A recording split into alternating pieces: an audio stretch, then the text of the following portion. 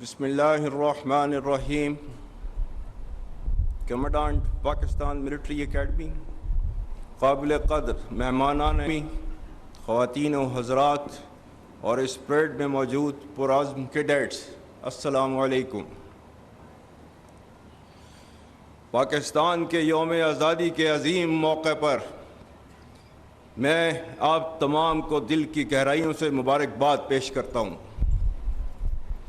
یہ لمحات خوشی منانے کے ساتھ ساتھ اللہ تعالیٰ کا شکر بجا لانے کے بھی ہیں کہ اس ذات باری تعالیٰ نے ہمیں پاکستان کی صورت میں آزادی کی عظیم نعمت سے نوازا اور حوصلہ، ہمت اور طاقت عطا کی کہ ہم نہ صرف اس مملکت خدا داد کا دفاع کر سکیں بلکہ اس مسلمہ حقیقت کو آنے والی نسلوں کے لیے ایک کامیاب اور عظیم مثال بنا سکیں.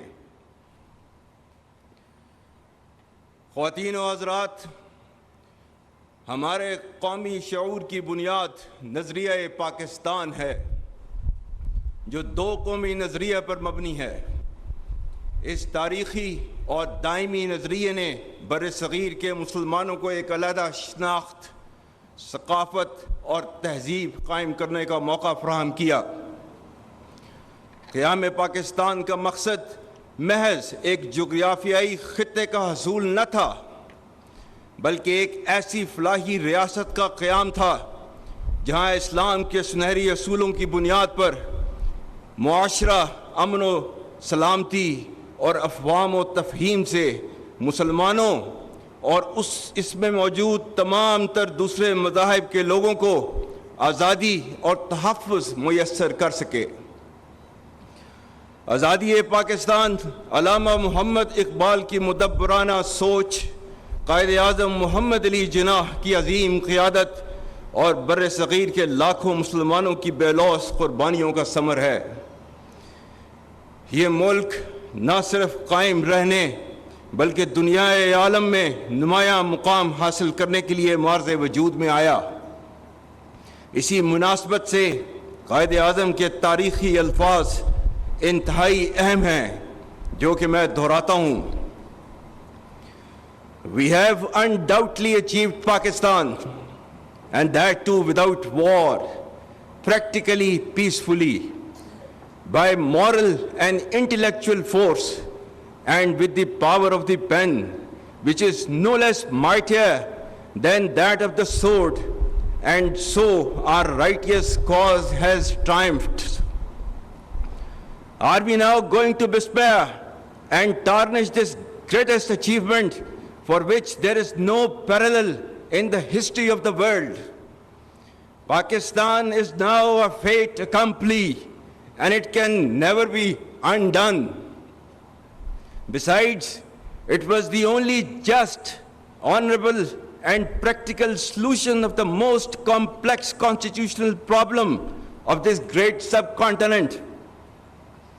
Let us now plan to build and reconstruct and regenerate our great nation. خواتین و حضرات، ہمارے بزرگوں نے اپنے جداگانہ تشخص کے حصول کی خاطر ہجرت کی صعوبتیں برداشت کیں اور بے شمار قربانیاں دیں. آج کے دن ہم تحریک پاکستان کے قائدین اور کارکنان کو خراج عقیدت پیش کرنے کے ساتھ ساتھ ان شہداء، غازیوں اور لواحقین کو بھی سلام پیش کرتے ہیں جنہوں نے ان قربانیوں کی بنا پر آزادی کے پرچم کو ہمیشہ سر بلند رکھا. بلا شبہ آج ہمارا ان آزاد فضاؤں میں زندگی بسر کرنا شہداء کی عظیم قربانیوں کی مرہون منت ہے. جس طرح قیام پاکستان کے وقت ہمارے اجداد نے متعدد مشکلات کا سامنا کیا، اسی طرح ہم نے اپنے ارتقائی دور میں خاص طور پر ماضی قریب میں متعدد چیلنجز کا بخوبی مقابلہ کیا. الحمدللہ کسی بھی مشکل نے ہمارے عزم اور ارادے کو کمزور نہیں کیا. تاریخی طور پر ہمارے قومی جذبے کو ہمیشہ آزمائش میں تقویت ملی اور ہم من حیث القوم ہمیشہ ہر مشکل کے بعد اور بھی زیادہ مضبوط بن کر ابھرے، جس میں قوم اور افواج کا باہمی اعتماد کلیدی رہا ہے۔ یاد رکھیں، نا اتفاقی اور انتشار ملک کو اندر سے کھوکھلا کر کے بیرونی جارحیت کے لیے راہ ہموار کر دیتے ہیں۔ قوم کا پاک فوج پر غیر متزلزل اعتماد ہمارا سب سے قیمتی اثاثہ ہے۔ یہ مضبوط رشتہ مشکل حالات میں ہماری قوت بن کر حوصلوں اور جذبوں کو بڑھانے کا سب سے بڑا ذریعہ ہے۔ افواج پاکستان کو کمزور کرنا پاکستان کو کمزور کرنے کے مترادف ہے۔ مجھے پختہ یقین ہے کہ کوئی منفی قوت اعتماد اور محبت کے اس رشتے کو نہ کبھی کمزور کر سکی ہے اور نہ ہی آئندہ کر سکے گی۔ افواج پاکستان نے ملک اندرونی اور بیرونی دفاع کی قسم کھا رکھی ہے، جس کی آبیاری روزانہ کی بنیاد پر وہ اپنے خون سے کر رہی ہے۔ ہم کسی بھی صورت اور کسی بھی قیمت پر اپنی قربانیوں کو رائیگاں نہیں جانے دیں گے انشاءاللہ۔ خواتین و حضرات، عالمی اور علاقائی سطح پر تیزی سے تبدیلیاں رونما ہو رہی ہیں، جن کی رفتار اور نوعیت غیر معمولی ہے۔ ان تبدیلیوں سے قطع نظر پاکستان کا مقام ہر دور میں نہ صرف خطے اور مسلم امہ میں بلکہ بین الاقوامی سطح پر بھی انتہائی اہمیت کا حامل رہا ہے۔ ہم دنیا میں اپنی امن پسندی اور اصولوں پر مبنی موقف کی وجہ سے ایک نمایاں مقام رکھتے ہیں۔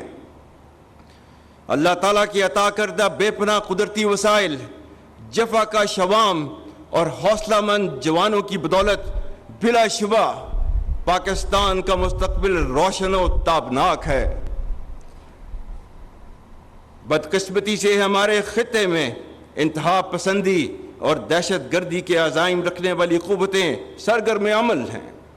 عوام، افواج پاکستان اور قانون نافذ کرنے والے اداروں نے دہشت گردی کا کامیابی سے مقابلہ کیا ہے اور نہ صرف لازوال قربانیاں دی ہیں بلکہ آنے والے وقتوں میں بھی کسی قربانی سے دریغ نہ کرنے کا مصمم اور غیر متزلزل ارادہ رکھتے ہیں۔ انسداد دہشت گردی کے لیے مکمل یکسوئی کے ساتھ اختیار کی جانے والی کثیر الجہتی حکمت عملی، عزم استحکام، قومی عزم کا استعارہ، سلامتی کی ضامن اور وقت کا اہم تقاضا ہے۔ آج ہمارے خیبر پختونخوا صوبے میں بالخصوص فتنہ الخارج المعروف تحریک طالبان پاکستان کی ریاست اور شریعت مخالف کارروائیوں کی وجہ سے دہشت گردی کے فتنہ نے دوبارہ سر اٹھایا ہے، جس کی سرکوبی کے لیے افواج پاکستان اور تمام قانون نافذ کرنے والے ادارے ہمہ وقت برسر پیکار ہیں۔ اسی فتنہ کے بارے میں چند دن پہلے علماء و مشائخ کرام سے بات کرتے ہوئے میں نے کہا تھا کہ اگر تم شریعت اسلام کو نہیں مانتے، آئین پاکستان کو نہیں مانتے، تو ہم بھی تمہیں پاکستانی نہیں مانتے۔ دہشت گردی کے خلاف جنگ میں خاص طور پر ہمارے پختون بھائیوں نے جرت، ایثار اور قربانیوں کی جو لازوال داستان رقم کی ہے، اس پر پوری قوم انہیں سلام پیش کرتی ہے۔ اور جس طرح فساد فی الارض کو پھیلانے والی طاغوتی قوتوں کے سامنے افواج پاکستان بشمول تمام قانون نافذ کرنے والے اداروں کے شانہ بشانہ خیبر پختونخوا کے عوام ایک سیسا پلائی ہوئی دیوار کی مانند پچھلے 22 سال سے کھڑے ہیں، اس کے لیے پوری پاکستانی قوم آپ کی مرہون احسان ہے۔ میں پاکستان اور بالخصوص خیبر پختونخوا کی غیور عوام کو اللہ کے احکامات کی روشنی میں یقین دلاتا ہوں کہ آپ فساد فی الارض کے خلاف جنگ لڑ رہے ہیں، جس میں اللہ کے وعدوں کے مطابق فتح انشاءاللہ ہماری ہوگی۔ قرآن میں سورہ مائدہ کی آیت نمبر 33 میں اللہ تعالیٰ نے فرمایا ہے، انما جزاء الذین یحاربون اللہ ورسولہ وَيَسْعَوْنَ فِي الْأَرْضِ فَسَادًا أَن يُقَتَّلُوا أَوْ يُسَلَّبُوا أَوْ تُقَطَّعَ أَيْدِيهِمْ وَأَرْجُلُهُم مِّنْ خِلَافٍ أَوْ يُنفَوْا مِنَ الْأَرْضِ ذَلِكَ لَهُمْ خِزْيٌ فِي الدُّنْيَا وَلَهُمْ فِي الْآخِرَةِ عَذَابٌ عَظِيمٌ. اور اس کا ترجمہ ہے بے شک جو لوگ اللہ اور اس کے رسول سے جنگ کرتے ہیں اور زمین میں فساد انگیزی کرتے ہیں ان کی سزا یہی ہے کہ وہ قتل کر دیے جائیں یا سولی چڑھا دیے جائیں یا کاٹ دیے جائیں ان کے ہاتھ اور پاؤں مخالف سمتوں سے یا نکال دیے جائیں وہ اپنے ملک سے. یہ ان کے لیے رسوائی ہے دنیا میں اور ان کے لیے آخرت میں عذاب عظیم ہے. اور سورہ مائدہ کی آیت 56 میں اللہ تعالیٰ فرماتا ہے اور یہ جنگ جو اس کے راستے میں لڑ رہے ہوتے ہیں ان کو فتح کی نوید دیتا ہے. فَإِنَّ حِزْبَ اللَّهِ هُمُ الْغَالِبُونَ بے شک اللہ کی جماعت ہی غالب رہے گی. اور سورہ آل عمران آیت نمبر 139 140 جس میں اللہ تعالیٰ نے نہ صرف فتح کے بارے میں بتایا ہے یہ بھی کہا ہے کہ مایوسی نہیں دکھانی اس جنگ کے اندر.